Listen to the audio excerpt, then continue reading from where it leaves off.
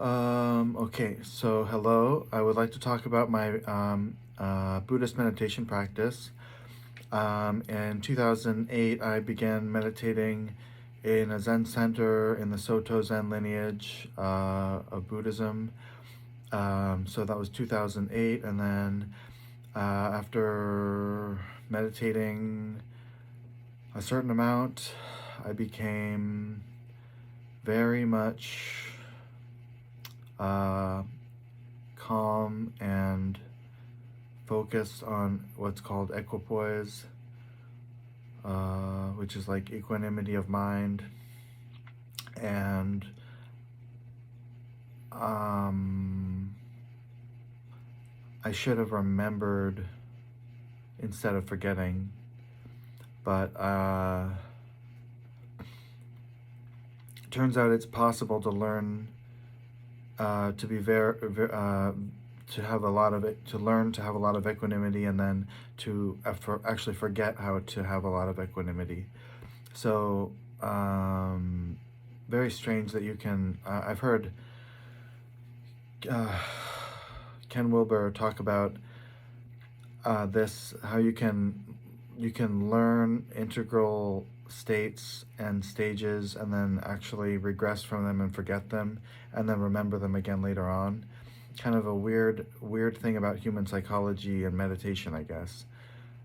So I had learned to be in equanimity and equipoise all the time, and it was a good thing, and I was functioning well and getting good grades. And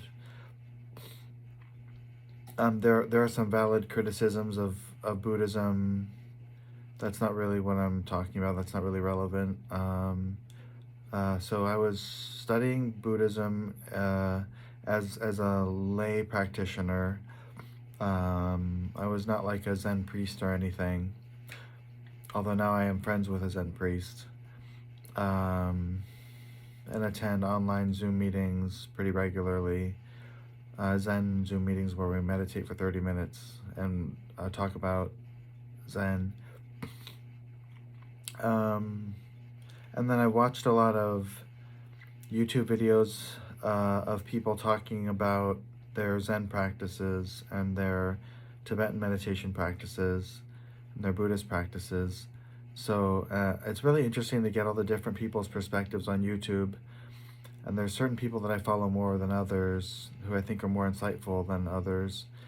And then sometimes when I share those videos with people, they don't think that they're not interested in them as much as I am, so that's okay. But there was one person I followed who gave talks at a spiritual talks at a spiritual bookstore near where I live, and I attended some of his satsang talks, meetings there at the bookstore, and virtually online. And it's funny because I can follow someone like that for years and years and never get bored of what he was saying, because he was always finding like interesting ways to talk about what he called the radiant presence. And he would talk mostly about a Tibetan form of meditation called Dzogchen. Although when I asked him about the winds, channels, and drops, which is part of that school of thought in Tibetan Buddhism, he said it's not important to think about the winds, channels, and drops. You're just supposed to think about the radiant presence. And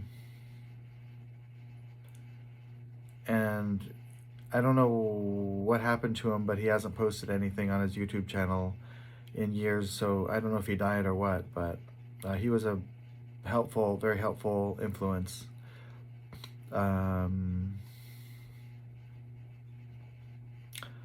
So the Zen tradition is different from the Tibetan traditions.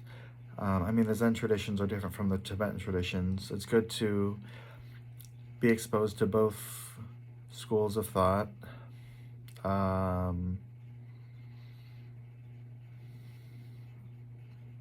some of the things I'm learning about are that one of them is that humans have to be autonomous. That we can't like lean on anyone else. We have to like pick ourselves up by our bootstraps. And I followed another person who used to on YouTube. He was someone who talks about spirituality. He talks about Dzogchen, Tibetan Dzogchen meditation, on his YouTube channel. He talks about his own understanding of spirituality, and I find him interesting. I don't think that anybody else that I've shown him to finds him interesting. It's kind of weird like that. Like I'll find so much value in these like little uh, things that other people don't think are important, and that's kind of good in a weird way. So I followed him a lot, and he makes YouTube videos that are like hours long. He talks about walking together in the wow, and his mantra that he's been chanting recently is just yes, yes, yes, yes, yes, yes, yes, yes. And so back to what I was saying about autonomy, people have to be able to take what Kierkegaard called like a leap of faith, and that's like, and then what Jiddu Krishnamurti says is the social morality is not the real morality, and that we have to be able to act without being worried about respectability, because he says respectability is a trap. And obviously you have to like impress your boss at work and stuff like that, but that's not what he's talking about. He means like on a deep level, we do have to be autonomous in our, like when we decide about what we're going to do with our lives, we can't just like I don't know how to say it. We have to really follow our own heart, I guess, and we can't just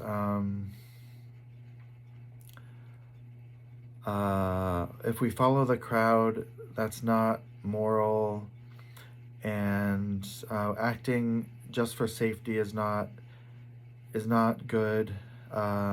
We have to be able to follow what we have to be willing to die for what we really believe in, and usually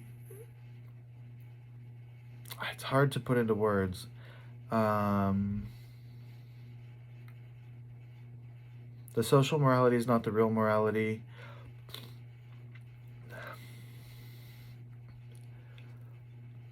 It's like I'm finding like that the thing that is most beneficial for the people around me and myself is usually, if not always, something which, if I were to ask someone if I should do it, they would say they wouldn't know what I was talking about, and they would say no because they wouldn't know what I'm talking about. So if I go and do, like, if I follow what I think is the path of Tibetan meditation, it's going to be something that people won't know what I'm talking about. If I ask them, should I do it? They're not going to know what I'm saying. So I have to do it without, it's hard to put into words. But then I followed another person called Suzanne Non-Duality on YouTube, and she talks about her understanding of meditation and stuff. And what she says is, like, gurus who say they know a lot are the ones who know the least, and she would be most trusting of someone who's the most bewildered and doesn't like espouse any knowledge about spirituality. They're just totally dumbfounded by spirituality. That's who she would trust the most. So that's how I feel as well, and that's how Peter Brown felt, and that's what he expressed. That's what Jiddu Krishnamurti expressed, and so that's what I'm thinking about, I guess, and trying to do, I guess.